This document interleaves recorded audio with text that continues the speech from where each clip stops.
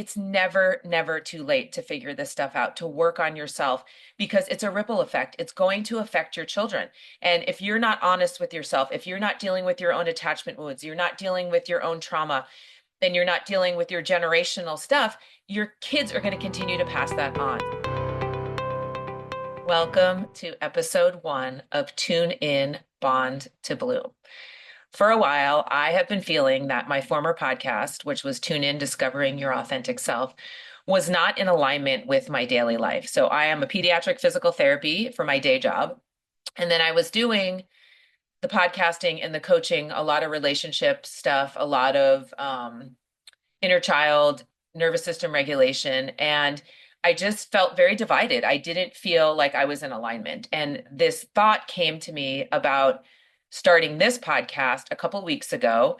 And I thought, I just felt this sense of peace and relief fall over me that like I can do the same thing day in and day out. I can share stories of experiences that families have. I can share the 2-year endorsement course that I'm going through to be an infant family specialist and be able to share all of that on here and do it in my daily job. So yes, I'm a physical therapist, but I also am really interested in helping parents become more conscious and understanding how their trauma, their past, the stresses, the anxieties that they feel on a daily basis, whether it's marital, whether it's having a child with a disability, whether it's their past parenting, whatever it is, and how that affects their children, how that affects their families. And I think for me, it really started to hit me in 2016. Our family moved to Seattle. It was not something that I wanted to do. I pretty much went kicking and screaming. It just didn't make sense to me. The weather didn't make sense for what we wanted. The cost of living wasn't that much cheaper than California. We didn't have family there. And I went in begrudgingly there. I went there begrudgingly. I didn't want to go. And I cried a lot. I was angry. I was resentful, all of the things. And I could see how it was affecting my children. And it took me like, plus there's no sunlight there, but it took me about 6 to 8 months to really realize like how my attitude and my well-being was, or non-well-being was affecting my children. And I was like, okay, Nicole, you need to figure this shit out because these kids, like they're learning from you.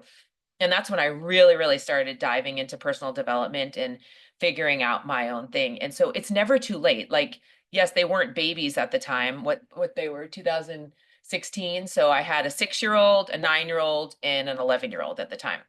And it's never too late. Like I'm still growing every day. I'm still learning. I'm still making mistakes every day.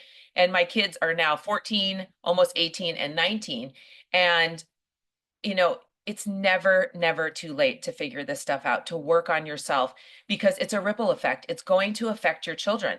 And if you're not honest with yourself, if you're not dealing with your own attachment wounds, you're not dealing with your own trauma, then you're not dealing with your generational stuff, your kids are going to continue to pass that on. So you owe it to them. You owe it to them to work on yourself, to become the best version of yourself, and teach them how to deal with their emotions. Teach them that it's okay to feel their emotions, that it's not about shoving it under the carpet, but instead just being okay. You're to sit in the discomfort, to get to the other side, especially boys. Like society just tells us you need to be tough, you need to not cry, and we are just doing such a disservice to these men and these young boys growing up this way.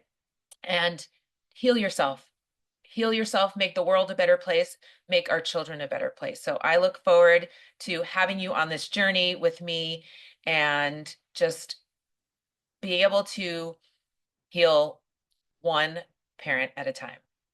Make it a great day.